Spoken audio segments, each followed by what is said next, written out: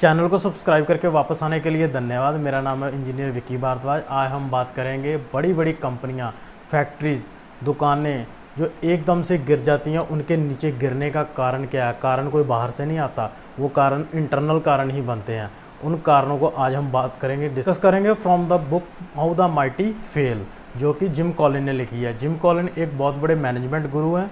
Gym Colin की जो book है, उन्होंने उस अपनी बुक में कुछ कारण बताए हैं जिनके कारण बड़ी बड़ी कंपनीज जो एयरलाइंस वगैरह, जैसे कि किंगफिशर गिरी है, बहुत सत्यम गिरी है, उनके कारण जो आज हम डिस्कस करेंगे। उनमें सबसे पहला कारण जो है वो है हब्रिस बॉर्न ऑफ सक्सेस। हब्रिस का मतलब जो क्या होता है, हब्रिस का मतलब होता है एक घमंड, एरोगेंट। जैसे कि बड़ी बड़ी कंपनियों का जो मैनेजमेंट है, जैसे कि वो अपनी फर्स्ट सक्सेस हासिल कर लेते हैं, जब उनको टेस्ट लग जाता है फर्स्ट सक्सेस का, तो वो सोचते हैं कि वो जो हमारी फर्स्ट सक्सेस आई है वो हमारे हार्डवर्क से आई है। वो ये नहीं सोचते कि एक लक की वजह से आई है, या जो हमारे साथ जो लकी लोग, हमारे साथ जो लकी स्टाफ है, जो हमारे साथ मेहनत कर रहा है, वो नहीं, वो जो मैनेजमेंट है वो सोचता है कि हमारी ही मेहनत से आई है। वो अपने से नीचे जो स्टाफ है उसको उसका क्रेडिट नहीं देने की कोशिश करते। वो सोचते हैं कि हम जो किया, हमने जो किया वही, उसी की वजह से पूरी की पूरी सक्सेस आई है। तो इसको बोलते हैं हब्रिस बॉर्न ऑफ सक्सेस। यानी कि जो ऊपर मैनेजमेंट बैठा है, CEO लेवल के, प्रेसिडेंट लेवल के, या फिर अपना DGM लेवल के, GM लेवल के, ये सोचते हैं कि जो हमने किया है कंपनी में, उसी की वजह से ही जो भी जितनी बड़ी सक्सेस आ रही है वो हमारी वजह से ही आ रही है। तो ये भी एक एरोगेंट जो घमंड होता है, जो टेस्ट, सक्सेस का टेस्ट लगता है, जो घमंड होता है, उसकी वजह से भी बड़ी बड़ी कंपनियां वो नीचे, उनके लिए डाउनफॉल आना शुरू हो जाता है। एक घमंड जो मैनेजमेंट के अंदर आ जाता है ना, वो मैनेजमेंट का घमंड जो है वो भी डे बाय डे जो है एक मिसट्रस्ट जो है एम्प्लॉयज़ के बीच में हो जाता है। जैसे कि मान लो मैं ही हूँ एक DGM लेवल का आदमी, जब मैनेजर लेवल का CEO, कोई भी, अगर हम भी मेहनत कर रहे हैं और हमको उस चीज़ का क्रेडिट नहीं मिल रहा है, तो कहीं ना कहीं हम भी किसी कंपनी में बोलने लगेंगे कि यार हमारी तो यहाँ कदर नहीं है। जो काम हम करते हैं और इसका जो जितना भी क्रेडिट है वो ऊपर वाले लोग ले जाते हैं। तो इसकी वजह से भी जो एम्प्लॉई है उनके बीच में मिसट्रस्ट आ जाता है। मिसट्रस्ट आने की वजह के कारण वो जो कंपनी है वो धीरे धीरे डाउनफॉल में आना शुरू हो जाती है। तो फर्स्ट पॉइंट क्या है हमारा, hubris born of success. Hubris born of success में आपको मैं और थोड़ा सा इसको आपको विस्तार से बताता हूँ कि जैसे कि मार्केट से किसी कंपनी के बारे में या किसी प्रोडक्ट के बारे में बैड रिव्यू आते हैं, तो हमको क्या, स्टार्टिंग में सक्सेस का टेस्ट लग चुका होता है, तो हम क्या करते हैं, वो रिव्यूज़ जो हमको देते हैं, हमारे डिस्ट्रीब्यूटर जो देते हैं, जो हमारे सेल्समैन देते हैं, या जो कंज्यूमर है वो हमको जो रिव्यू देता है, हम उसको सक्सेस के टेस्ट में हम उसको इग्नोर करना शुरू कर देते हैं। तो हम क्या करते हैं, हम सोचते हैं कि इसको हमारे प्रोडक्ट के बारे में कुछ पता ही नहीं है। फॉर एग्ज़ाम्पल, जैसे कि एक हमारी कंपनी में कोई लेबर वाला है, अगर वो किसी प्रोडक्ट के बारे में कुछ बोलता है, तो जो मैनेजमेंट होता है उसको, अगर तो वो मैनेजमेंट सही है तो फिर तो वो उसकी बात सुन लेगा। लेकिन अगर मैनेजमेंट जो उसको घमंड है, एरोगेंस आ जाता है, हब्रिस आ जाता है, तो वो क्या करता है, उसकी बातों को इग्नोर करना शुरू कर देता है कि इसको क्या पता, मैं तो एक पढ़ा लिखा MBA हूँ, मैं BTech हूँ, जब मैं किसी भी कॉलेज से, अच्छे कॉलेज से डिग्री करके आया हूँ, मेरे को इतने साल का एक्सपीरियंस है, तो ये लेबर वाला क्या जानता है। लेकिन ऐसा कुछ नहीं है। जैसा कि APJ अब्दुल कलाम साहब ने कहा था कि अगर सक्सेस हम तब मानते हैं जब लोअर लेवल का आदमी जो है उसका भी फीडबैक हम जोड़ते हैं अपने काम में, तो अब हम सक्सेस मानते हैं। उस कंपनी की सक्सेस होती है, उस गवर्नमेंट की सक्सेस होती है, उस देश की सक्सेस होती है। तो हमको क्या करना है, घमंड नहीं करना है। जो सक्सेस आ रही है वो एक कोलैबोरेशन से आ रही है, और हमको अगर जब हमारे अंदर घमंड आना शुरू हो जाएगा तो हमारी कंपनी का डिक्लाइन डे बाय डे जाना शुरू होता है। बड़ी कंपनियों को डूबने में 5 से 10 साल लग जाते हैं, तो वो क्या करती हैं, डूबती हैं। जैसे किंगफिशर डूबी, जैसे सत्यम डूबी, तो धीरे धीरे ये कंपनियां क्या करती हैं, ये डूबने ही लग पड़ती हैं। जैसे सहारा एक बहुत बड़ी कंपनी थी, सहारा जो थी अपनी BCCI से, जो हमारी क्रिकेट कंट्रोल बोर्ड है, उसमें कैसे स्पॉन्सर किया करती थी, क्रिकेट को कितना स्पॉन्सर किया करती थी। हम लोग तो जब हम 90s के जो स्टूडेंट्स हैं या 90s के जो बच्चे हैं, वो तो जब क्रिकेट देखते थे तो जैसे Sachin Tendulkar Indian cricket team की जो T-शर्ट होती थी उनके ऊपर सहारा के लोगो आया करते थे। तो हमको इस चीज़ों से, हब्रिस से, एक सक्सेस के घमंड से दूर रहना है। तो सेकंड पॉइंट की बात करेंगे, बड़ी बड़ी जितनी भी बड़ी कंपनियां हैं उनके गिरने का या फैक्ट्रीज़ का दूसरा जो गिरने का कारण बनता है वो है इनडिसिप्लिन परस्यूट ऑफ मोर।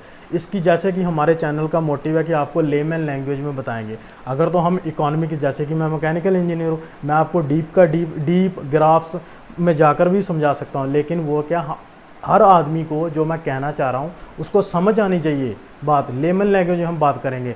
तो सेकंड पॉइंट है इनडिसिप्लिन परस्यूट ऑफ मोर, जैसे कि ज़्यादा के चक्कर में हम बोलते हैं कि और आ जाए और आ जाए, उसके चक्कर में हम क्या करते हैं जो हमारे पास है हम वो भी जो है उसको भी खोना शुरू करते हैं। इसकी सबसे बेस्ट एग्जांपल जो है वो है एक दूध वाला। जैसे कि मान लो एक गांव में 500 घर है, 500 घर होने के कारण हर घर में वो दूध बेचता है, हाँ। लेकिन धीरे धीरे क्या उसको ये और उसको अपने अंदर लालच आने लगता है कि मैं पड़ोस वाले गांव में भी अपना दूध बेचना शुरू करूं। लेकिन उसके पास दूध तो उतना ही है, लेकिन वो क्या करता है फिर जितना 500 घरों में दूध देता है उसके बीच में वो पानी मिलाना शुरू कर देता है। पानी मिलाकर उसको ज़्यादा बेचने की सोचता है कि मेरे पास ज़्यादा कस्टमर आ जाए। लेकिन होता क्या जो उसके पहले के जो 500 कस्टमर हैं, या जितने घर उसने पहले यहाँ पे दूध की सप्लाई करता है वो लोग भी उसे लेना बंद कर देते हैं। तो उसमें क्या किया, ज़्यादा के चक्कर में जो है ना जो पीछे किया वो भी, जो पीछे वो मेहनत कर रहा था वो भी काम अपना गवा बैठता है। तो इसको बोलते हैं indiscipline pursuit of more. Indiscipline pursuit of more की सेकंड एग्जांपल मैं आपको देता हूँ किंगफिशर एयरलाइन की। किंगफिशर एयरलाइन ने क्या किया, उसने बिजनेस को और बढ़ाने के चक्कर में बोला कि और पैसा आ जाएगा, इसके चक्कर में उन्होंने क्या किया, बैंकों में फॉल्स डॉक्यूमेंट दिए, गलत डॉक्यूमेंट सबमिट किए। गलत डॉक्यूमेंट सबमिट करने से क्या हो गया, उन्होंने क्या किया, बैंक को डिफ़ॉल्ट लोन हो गए। अब वो देखिए देश से बाहर भाग गए हैं, हाँ। उसकी दूसरी एग्जांपल है सत्यम। जो सत्यम बहुत बड़ी कंपनी थी, उनमें भी उन्होंने इनडिसिप्लिन मोड किया, गलत तरीके से काम किया। गलत तरीके से काम करने के कारण सत्यम कंपनी जो वो नीचे गिर गई, डे बाय डे नीचे गिरती गई। तो ये इनडिसिप्लिन पर्सन और मोर में क्या आता है कि ज़्यादा के चक्कर में हम जो करते हैं गलत काम करना शुरू करते हैं। जैसे कि मैंने आपको दूध वाले की एग्जांपल दी, किंगफिशर एयरलाइंस की दी, सत्यम की एग्जांपल दी। तो ये बड़ी बड़ी देखिए, अभी सहारा कंपनी है, आज बेसहारा घूम रहा है। वो सहारा कंपनी जो 10,000 20,000 करोड़ का टर्नओवर था इस कंपनी का, आज वो जेल में पड़ा 4 साल से। तो हमको जो भी है इन कामों से दूर रहना है कि इनडिसिप्लिन परस्यूट ऑफ मोर नहीं करना, ताकि हमें ज़्यादा के लालच नहीं करना। हमको सही तरीके से, जिसमें कि हमको एथिक्स जो वैल्यू, एथिक्स एंड वैल्यूज़, इनको नहीं छोड़ना है, इनके साथ लेकर ही हमको चलना है। इनको साथ लेकर चलेंगे हम तो ही हम कामयाब हो पाएंगे। तो हमको क्या है, जो सेकंड जो जिम कॉलेज ने कारण दिया है इनडिसिप्लिन ऑफ परस्यूट, तो इस काम से भी हमको दूर रहना है। इसके इंडिकेटर भी मैं आपको बता दूंगा कि क्या इंडिकेटर है जिससे कि हमको दूर रहना है, ताकि हमारी कंपनी जो है डे बाय डे सक्सेस की तरफ जाए, ना कि उसका डिक्लाइन आए। हुए गिरने में जिम कॉलेज ने जो तीसरा पॉइंट बताया है वो है डिनाइल ऑफ रिस्क एंड पीरियल। यानी कि जो हमने काम इनडिसिप्लिन परस्यूट ऑफ मोर में किया है, यानी कि जो हमने ज़्यादा पाने के चक्कर में गलत काम किए हैं, उस गलत काम की, जैसे बड़ी बड़ी कंपनियां हैं जब वो धीरे से स्नीज भी करते हैं तो शेयर मार्केट हिलता है। तो ऐसा है कि जो बड़ी बड़ी कंपनियां हैं वो कुछ भी गलत काम करेगी वो पेपर्स में छपेगा, न्यूज़पेपर में आएगा, न्यूज़पेपर के साथ साथ डिजिटल मीडिया में आएगा। अपना आजकल तो सोशल मीडिया में सबसे पहला आता है, फेसबुक भी आ जाता, हर जगह आता। तो वो क्या करती हैं, वो जो गलत मैनेजमेंट का किया हुआ जो काम है, जो गलत काम है, वो इनडिसिप्लिन परस्यूट ज़्यादा के चाम में उसने गलत काम किया है, अब उसको छुपाने की कोशिश करते हैं कि जो मार्केट में हमारा रिव्यू आ रहा है। जैसे कि मान लो कि कोई प्रोडक्ट है, अगर उसने मार्केट में बोल दिया जाकर ABC XYZ कोई भी प्रोडक्ट है, अगर उसके बारे में मार्केट में चर्चा हो रही है कि ये प्रोडक्ट गलत है, अगर उसमें मान लो किसी फूड बेवरेज का कोई प्रोडक्ट है या कोई अपना कुछ भी लगा लो XYZ कोई प्रोडक्ट है, अगर उसमें से कोई गलत चीज़ निकल आती है तो मार्केट में क्या होता है कि उसकी बदनामी होने लगती है, उसका नेगेटिव रिव्यू आने लगते हैं, कस्टमर नेगेटिव रिव्यू देना शुरू करते हैं।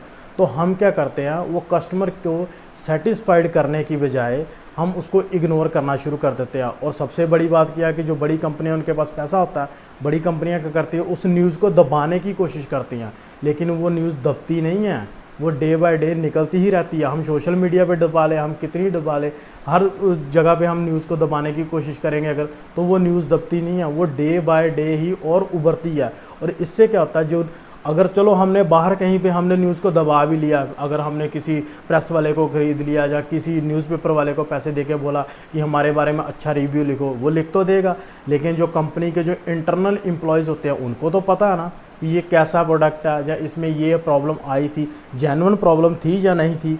तो ये सारी बातें जो इंटरनल को जो एम्प्लॉयज़ को पता होती है, इससे क्या होता है, कंपनी के एम्प्लॉयज़ के इंटरनली अंदर जो एक मिसट्रस्ट जो है वो पैदा होना शुरू हो जाता है।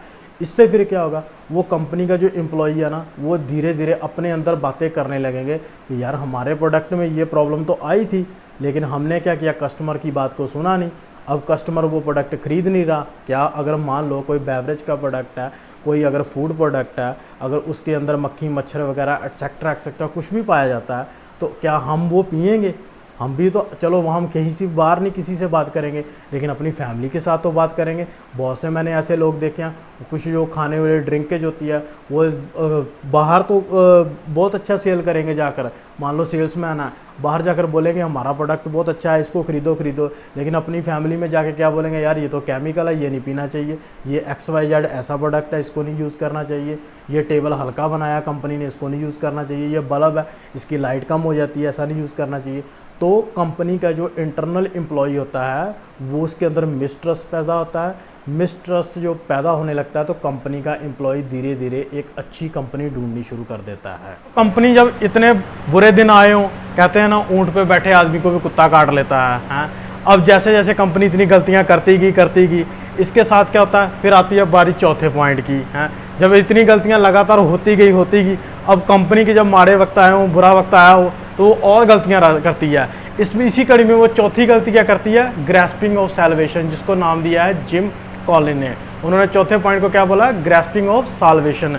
इससे क्या होता है कि कंपनी जब इतनी बढ़िया गलतियां धड़ाधड़ करती रहती है, तो चौथे पॉइंट में अब क्या करती है, वो स्टार परफॉर्मर ढूंढती है। स्टार परफॉर्मर क्या ढूंढती है, अगर किसी डिपार्टमेंट में प्रॉब्लम आ रही है, कंपनी में प्रॉब्लम आ रही है, तो वो एक स्टार CEO ढूंढती है, स्टार प्रेसिडेंट ढूंढती है, स्टार DGM ढूंढती है, स्टार GM ढूंढती है। मान लो किसी एक डिपार्टमेंट में प्रॉब्लम आ रही है, तो सोचेगी अब जिसने हमको उसी कंपनी में अच्छा एक परफॉर्मेंस DGM है उसको हायर कर लो, अच्छा CEO है इसको हायर कर लो, इसको उठा लो, मोटी रकम देकर उसको हायर कर लेते हैं, उस DGM को ले आते हैं, ये डिपार्टमेंट को अच्छा चलाएगा। हाँ चलो, ऐसा नहीं है कि हर आदमी जो नहीं चला सकता, लेकिन कुछ चलाते हुए, लेकिन ये कंपनी क्या करती है, बाहर के आदमी कर, बाहर के CEO का, प्रेसिडेंट, GM DGM मैनेजर, उस पर भरोसा करती है, बजाय कि अपने जो एक काबिल लोग आज तक तो कंपनी ने हायर करके रखे थे ना, क्या वो बेकार थे सारे? लेकिन कंपनी क्या करती है, बाहर के आदमी को स्टार परफॉर्मर समझ के उसको हायर करके रख लेती है अपने पास, उसको लेके आती है। ऐसी ही कड़ी में सबसे बड़ी एग्जांपल की नोकिया ने क्या उन्होंने स्टेफन एल्प को लिया उन्होंने क्या किया, अब वो तो थे स्टार परफॉर्मर, वो बाहर से आए, उन्होंने आते क्या किया, उन्होंने जो था अपना नोकिया था, सिम्बियन पे चल रहा था, उनको ये था कि मैं आया हूँ सब चेंज करके रख दूंगा 1 मिनट में। लेकिन उन्होंने भी क्या सबसे बड़ी गलती की, उस टाइम एंड्रॉयड जो मार्केट में बूम कर रहा था, उन्होंने एंड्रॉयड नहीं अपनाया, उन्होंने एंड्रॉयड अपनाने की बजाय क्या किया, माइक्रोसॉफ्ट पे चले गए। तो कंपनी क्या की, धीरे धीरे उसका नामो निशान खत्म हो गया। ये कंपनी कब करती है, जब धीरे धीरे कंपनी का मार्केट शेयर जो है ना वो गिरने लगता है, मार्केट से बैड रिव्यू आने लगते हैं, उसका मार्केट से होल्ड खत्म हो जाता है। तो कंपनी क्या करती है, सोचती है अब एक स्टार परफॉर्मर लिया है, ये हमारी डूबती हुई नैया को, डूबती हुई खटिया को पार लगाएगा। लेकिन ऐसा नहीं है, खुद के जो एम्प्लॉई हैं, खुद के DGM CEO उनको सपोर्ट करो, वो अच्छा परफॉर्मेंस देंगे। ऐसा नहीं अगर बॉडी का कोई एक पार्ट खराब हो जाए तो उसको काट कर फेंकते नहीं है।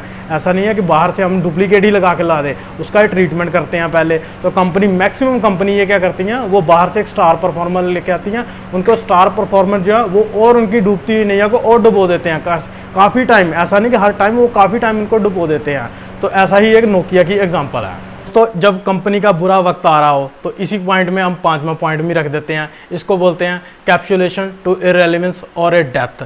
जब कंपनी का बुरा वक्त चल रहा हो, या किसी दुकान का, या किसी शोरूम का, किसी चीज़ का भी जहाँ पे मैनेजमेंट गलत हो गया हो, हाँ, या कंपनी के बुरे दिन आए हो, तो इसी पॉइंट में जो मैंने आपको 5वां पॉइंट बता रहा हूँ, कैप्सुलेशन टू इररेलेवेंस और ए डेथ। हाँ, इससे क्या होता है कि कंपनी जितने भी काम जो गलत करती जाती है, गलतियां करती जाती है, तो इन सब के हालांकि कंपनी सर्वाइव कर रही होती है, कंपनी धीरे धीरे रेंग रही होती है, कंपनी का मार्केट से रेवेन्यू खत्म हो चुका होता है, कंपनी का होल्ड खत्म हो रहा है, कंपनी के जो डिस्ट्रीब्यूटर हैं इनका ट्रस्ट खत्म हो रहा है, क्योंकि ट्रस्ट तो खत्म होगा जब कंपनी के लोग जो मैनेजमेंट है जो उनकी जो बैड न्यूज़ दे रहे हैं, जो नेगेटिव न्यूज़ दे रहे हैं, जो नेगेटिव कमेंट कर रहे हैं, उनको वो इग्नोर कर रही है कंपनी उनको सुन नहीं रही। तो इन सब के क्या बात क्या होता है कि बड़ी बड़ी कंपनियां जो है उनको फेल होने के लिए भी तो टाइम लगता है ना, तो वो 5 से 10 साल तक वो सर्वाइव करती हैं। जब कंपनी सर्वाइव करती है 5 से 10 साल तक धीरे धीरे डिक्लाइन उसका आना शुरू हो जाता है, उसका रेवेन्यू सारा खत्म हो चुका होता है। जब रेवेन्यू खत्म हो चुका होता है, कंपनी की रेपुटेशन तो पहले गिर चुकी होती है, कंपनी का मार्केट शेयर खत्म हो चुका होता है, कंपनी के IPOs डूब चुके होते हैं। तो इन सब पे कंपनी का 5 से 10 साल तक वो कंपनी में डिक्लाइन आता है, उसके बाद कंपनी की डेथ हो जाती है। इसका सबसे बड़ा एग्जाम्पल जो आज की डेट में नोकिया, जो सर्वाइव आज तक नहीं कर पा रही है कंपनी, वो मोटोरोला। तो हमको इन 5 सब जो स्टेप हैं, जो मैंने आपको 5 स्टेप बताए हैं, जिम कॉलिन की बुक्स, इसका लिंक मैं आपको डिस्क्रिप्शन में दे दूंगा। अगर कोई वो बुक पढ़ना चाहता है तो उसका लिंक मैं आपको बुक का वो दे दूंगा डिस्क्रिप्शन में। तो क्या इन 5 स्टेप जो मैंने आपको बताया, इन 5 स्टेप्स को इग्नोर नहीं करना है। जो मैंने आपको बताया, नेगेटिव न्यूज़ जो आ रही है कंपनी के बारे में, उन नेगेटिव न्यूज़ को ग्रैप्स करना है और नेगेटिव न्यूज़ को ग्रैप्स करके उनमें से पॉजिटिव न्यूज़ निकालनी है, क्योंकि एट द एंड हमारा सबसे बड़ी चीज़ क्या, प्रोडक्ट है। इसकी मैं एग्जांपल बता देता हूँ आपको एक और, अपोलो स्टील की। अपोलो स्टील ने, अगर चाहे आप मार्केटिंग में पैसा कम लगाओ कोई फ़र्क नहीं पड़ता, मार्केटिंग में पैसा एट द एंड में जाकर लगाओ कोई फ़र्क नहीं पड़ता, लेकिन सबसे ज़रूरी आपका प्रोडक्ट। जैसे कि अपोलो स्टील ने अपनी ऐड कब दी, जब वो अपोलो स्टील घर घर तक पहुँच गया। उसने डिस्ट्रीब्यूशन, जो अपने उसके डिस्ट्रीब्यूटर हैं, डिस्ट्रीब्यूटर को स्पेशल वो क्रूज पे लेके जाते हैं, उनको एक नंबर 1 देते हैं, आप नंबर 1 डिस्ट्रीब्यूटर हो। हर को वो उस बात को जो है उसकी सुनते हैं, नेगेटिव न्यूज़ को, उनके प्रॉब्लम्स को सुनते हैं। अपोलो स्टील के जब हमारे घरों में जो सीढ़ियाँ होती हैं, हमारे घर में जो रेलिंग्स होती है, जो हमारे जो कैंची गेट बनते हैं, जो शटर्स बनते हैं, इन सब में जो स्टील लगती है वो अपोलो स्टील की लग रही है। उन्होंने हर साइज़ की बनाई है, स्क्वायर भी बनाई है, उन्होंने राउंड भी बनाई है, उन्होंने पाइप की शेप भी दी है, उन्होंने ट्रायंगल की शेप भी दी है, हर टाइप की उन्होंने स्टील बनाई है। स्टील बनाने के बाद अपोलो स्टील जो है वो घर घर जब पहुंच गया, उसके बाद उन्होंने मार्केटिंग पे अपना ध्यान दिया। तो उन्होंने जो सबसे उसका जो मैनेजमेंट है उसको सही किया। जो मैंने आप जिम कॉलिन के आपको 5 पॉइंट बताया, इन पर तो वो स्पेशल ध्यान देते हैं। इसी के कारण कंपनियां जो उनकी सर्वाइव कर रही हैं, इनके हर देखते हैं आप हर साल कहीं ना कहीं उनका प्लांट लगता जाता है। तो दोस्तों, आने वाली वीडियोस में आपको ऐसी और वीडियोस बताता रहूँगा, ऐसी आपको और केस स्टडी देता रहूँगा, जिनके कारण हमारे जो बिज़नेस चल रहे हैं, जो ग्रोथ हो रही है, उन डिक्लाइन ना आए, हमारा मैनेजमेंट सही रहे, इंटरनल प्रॉब्लम ना आए, एक्सटर्नल प्रॉब्लम ना आए। हमको बैड न्यूज़ जो आ रही हैं, जो नेगेटिव कमेंट्स आ रहे हैं, उनको ऊपर हमने फोकस करना है, क्योंकि ये नेगेटिव न्यूज़ भी हमको बहुत कुछ सिखा देती हैं। तो इन आने वाली वीडियोस को देखने के लिए चैनल को सब्सक्राइब कीजिएगा और इनको बेल आइकन को दबाइएगा, और ये इस वीडियो को अपने यारों दोस्तों के साथ और जो भी कोई बिजनेस कर रहा है उसके साथ शेयर कीजिएगा। Thank you.